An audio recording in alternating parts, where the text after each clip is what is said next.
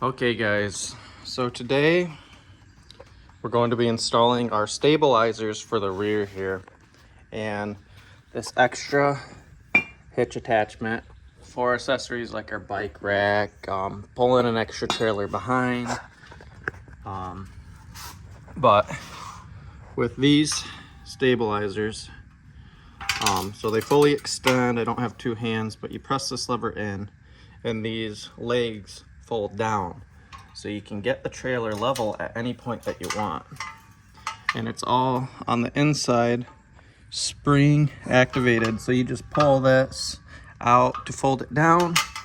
And what we're doing is underneath, I am not able to put them in the way that I want, sticking out this way, because they'll just be extended from the rear of the trailer and not letting the ramp go down, nor am I able to put them going this way because of the leaf springs and the other bars in the way. So what I am doing is I'm going to be installing them onto the metal here, going inward, so that when they fold out looking like that and still allowing that full weight of the trailer while we're on it to be able to take our weight. We'll be doing it on the other side as well, but when it folds up, it'll fold inward to the trailer. And then when it's folded inward to the trailer, I already measured it out, it will still have plenty of space for the hitch to be attached right here. And what I'll be doing is, because I'll have a space in between the trailer, the metal, and the hitch like this, I will be putting a spacer in between the top and that negative space for the hitch for when we install the top bracket. That'll go up here, the top plate. It'll go up on the wood, allowing a full a positive clamp on to the trailer, so we don't run into any issues down the road of it falling off or having to cut into the frame of the trailer itself. But what I'll have to do for now, before I install these, is drill into the metal for these holes here. So I'll have to drill out 4 holes, 2 on this side, here and here, and 2 on that side, there and there. And then for this middle part, we're going to be drilling into the wood, since it'll have that metal bracket clamping everything down onto it. But yeah, let me drill those out, get all the measurements done, and then I will loop this back into the next portion. All right, so what I'm doing is I'm getting these pilot holes done, and I'll have washers on top of these holes when we install these, just so then the bolts we're using don't go auger into the wood. But what you're not seeing here is on the bottom, I'm actually drilling through the metal, so then these have something secure and solid they're hanging on to, because it's going to be taking on a lot of the weight. So what I'm doing, I'm pre-drilling. I'll get the bigger drill bit through it, but I have each hole marked out of where everything's going. And this is that plate I was talking about. That's gonna be a solid structure up top, so I don't have to put any washers over here, because this is going to be such a solid structure. I won't need anything to be holding the hitch on, which was going to be taking a lot of the weight, especially because like bike racks are going to be more buoyant in the back, taking on a lot more pressure as we're traveling down roads, down trails, and the whole 9 yards. But I'll get the rest of those all drilled out and start installing the rest of everything. So I have everything drilled out exactly where I wanted it to be. But one little hiccup, my drill caught on fire. So So I had to run to my neighbor, which is my uncle, grab his drill and finish those last 2 holes over there. I vacuumed up all the debris and everything though, so I didn't have to crawl on any metal shavings or wood shavings, but my drill caught on fire, so I'm gonna have to get a new one. But I'm gonna get probably the stabilizers put on first. I'm gonna throw this on over here and then show you guys how it works and operates, and then put the rest of everything on. So I have the bolts all the way through attached onto the stabilizer. And this is that spring mechanism I was talking about. Now that this is attached on, I don't need 2 hands to open it up, and I can actually show you how this works.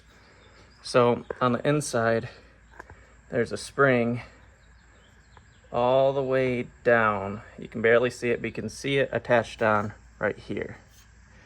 You pull this out, which stretches that spring, and if you can see there's a little nook. So that allows it to stay up. That spring pulls it back, so then this doesn't come down while you're driving.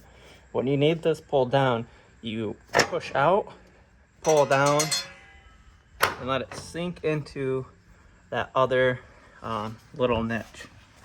Now you can see it's floating, and this here is another spring activated lever where you push down, and you can see that there's these holes here. There is a rod when you push this down that retracts. So when you push this down, it gets level with the ground and sinks into whatever hole is at that level. So then while you're out exploring, you can set it down and not have it hooked up to anything else. So we'll have 1, 2, and then on the other side, 3 points of contact when this is not hooked up to the 4-wheeler and or the Jeep.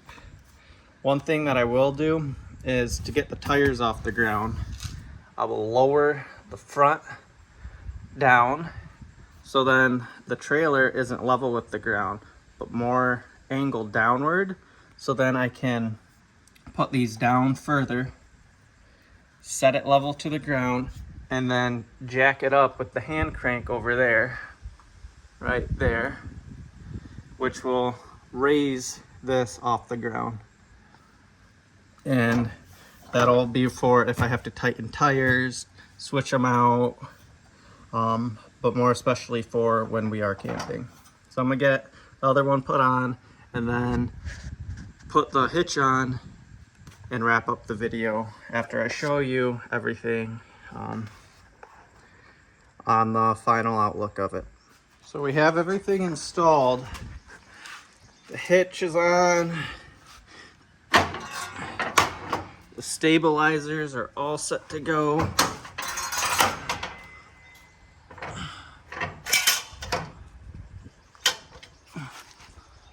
Get those level on the ground. Super easy to work with.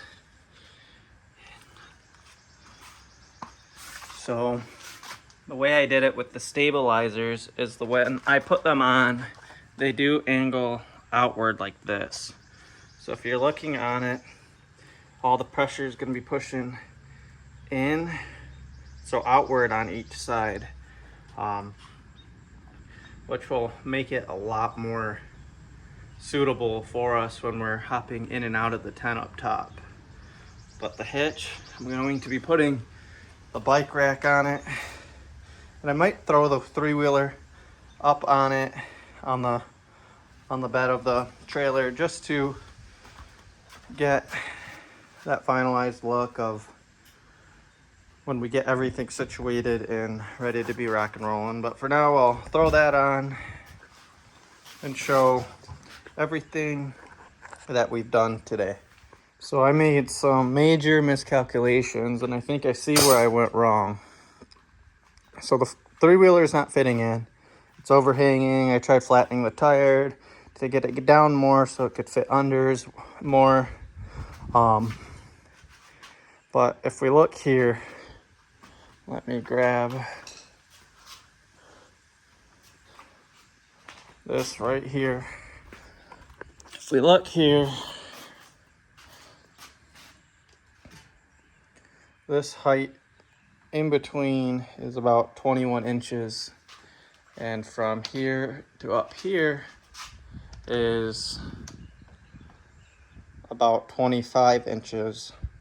And I was actually supposed to have that frame going across here and there down here, and then have this thing completely flipped over. So I accidentally essentially I put this bar in the wrong spot. It's supposed to be like up to here, so then the three-wheeler would have been able to slide right under. But I don't think it is a lost cause, because if I cut this stretched metal out halfway down into that square / rectangular shape I just made, we could load this up as it is, fold the gate upward, and the tire would hang out the back of the trailer. It wouldn't look the best, but in order to preserve the structural integrity of the frame, I do not want to take it apart, take a blowtorch to get that semi-permanent Loctite off, and drill new holes and make it go up, and then have lingering holes in the middle there. So I think that's what we're gonna have to do down the road, but I'll get the three-wheeler off and just throw the bike rack on for now. But so I guess we're gonna have some future projects down the road. Just in the meantime, I won't be able to have my little adventure vehicle coming with me when we take this camping in July. So this is where we're standing with the build so far. Got the bike rack thrown on. Obviously, I already talked about the three-wheeler, the miscalculations with my Aaron that I did there. But the bike rack is installed. Got the plate thrown on, and the stabilizers all set to go for whenever we're ready to have this trailer stationary off of the Wrangler. But I'll do a 360 of it for you. As we stand right now, it is ready for the road. We still have to add those side panels on for the gas tanks, axes, shovels, etc., and build the table that folds down so we have somewhere we can sit down and relax and set our stuff down for. But here we are. Finalized look for this video, and I'm not sure when the next post will be, but I'll try to get everything wrapped up so we can start taking this thing on the road for some adventures. But until next time, just hang in there, and I hope you enjoyed the process so far.